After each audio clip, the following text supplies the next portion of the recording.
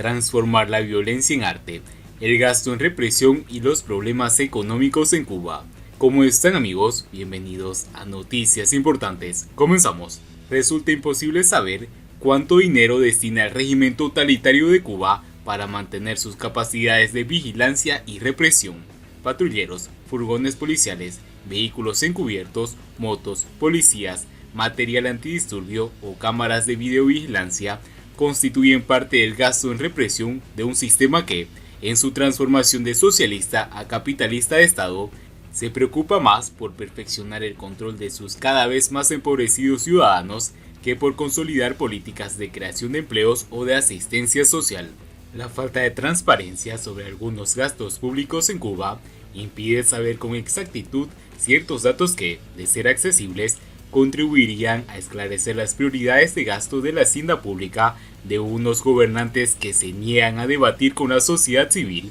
en el uso que hacen del dinero público en un país en el que la falta de recursos e inversión afecta desde la salud pública hasta la cultura y la educación. Problemas de vivienda, derrumbes, hospitales precarios, escuelas sin materiales didácticos, desabastecimiento en farmacias constituyen una realidad cuya solución se posterga mientras se destinan recursos a la represión. En días recientes se conoció la noticia que el artista plástico Luis Manuel Otero Alcántara inició un proyecto para dibujar la cámara de vigilancia que la seguridad del Estado puso frente a su domicilio en Damas 955, sede del movimiento San Isidro. La cámara, instalada poco después del desalojo de los huelguistas de hambre que permanecían plantados en la sede exigiendo, entre otras demandas, la liberación del rapero Denis Solís, se ha convertido en el objeto de una reflexión creativa por parte de los artistas. Mediante sus dibujos y performances realizados ante el objetivo de la cámara que apunta a la puerta de su casa,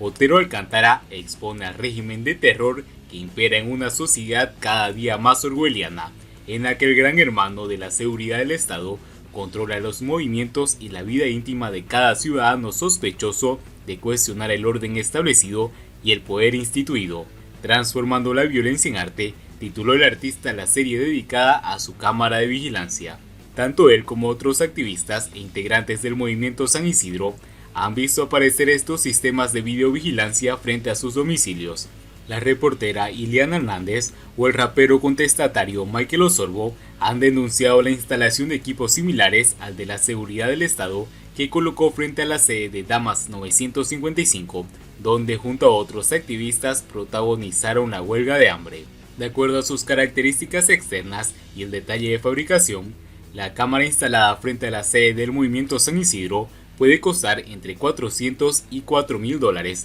según las especificaciones técnicas del aparato fabricado por el gigante chino de las telecomunicaciones Huawei. La proliferación de cámaras de vigilancia es un fenómeno que comenzó a expandirse en Cuba desde que el MININC iniciara en 2016 una nueva estrategia de lucha contra los delitos comunes, detrás de la cual la seguridad del Estado ha camuflado la vigilancia de objetivo de sus intereses. En marzo de 2018, Martín Noticias daba a conocer que el régimen cubano había instalado 250 cámaras de vigilancia en la ciudad de Guantánamo.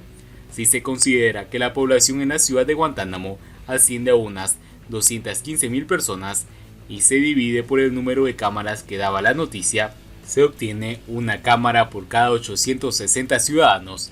Teniendo en cuenta que en Cuba viven casi 4,5 millones de personas en ciudades de más de 100.000 habitantes y aplicando la anterior manera automática, se podría decir que el MININ ha instalado más de 5,000 cámaras por las mayores ciudades del país.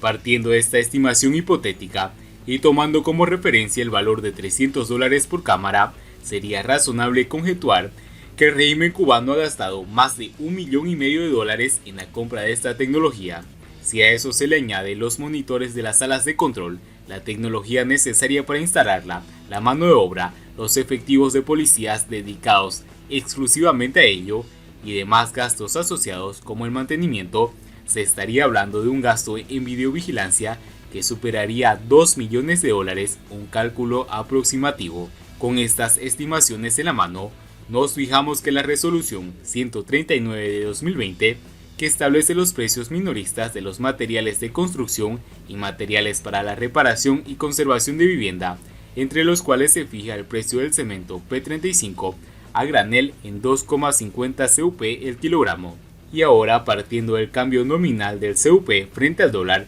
podría decirse que los dólares destinados a videovigilancia en Cuba se habría podido destinar a más de 2.000 toneladas de cementos a la reparación y construcción de viviendas, uno de los grandes problemas que aquejan a los ciudadanos en Cuba hoy. Transformar la violencia en arte, tal y como hace Otero Alcántara, es un gesto creativo de un valor incalculable, un gran poder simbólico que subraya la naturaleza del régimen cubano. Si además de una obra que reflexiona sobre su naturaleza represiva, los vecinos de San Isidro y otras barriadas populares de Cuba tuviesen acceso a la información de cuánto dinero destina el régimen para reprimir en vez de reparar sus calles y casas, el cuestionamiento del poder dejaría el terreno simbólico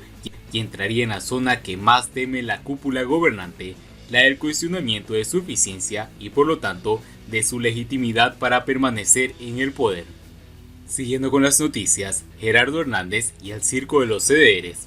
El ex espía trata a toda costa de consagrarse con quienes le garantizan una vida sin escasez y un acceso ilimitado a mundos paradisíacos. La rimbombancia de cualquier puerilidad por parte de los representantes del Partido Único o de algunas de las instituciones afines han sido una práctica habitual a lo largo del extenso mandato castrista. Darle relevancia de manera reiterada y festiva nos conduce a dos interpretaciones: un divorcio total de los protagonistas con la realidad, lo que indica mucho descaro y cinismo, y por otro lado, la reproducción, no menos miserable, de actitudes que pretenden erigirse como elementos legitimadores de un modelo político que generalizó la pobreza e hizo del miedo un traje a la medida de cada cubano. Aún son pocos los que se atreven a desembarazarse de esta vestimenta, confeccionada en las décadas de cuarteles policiales desperdigados por todo el país. Uno de los más entusiastas en estas rondas de poses grotescas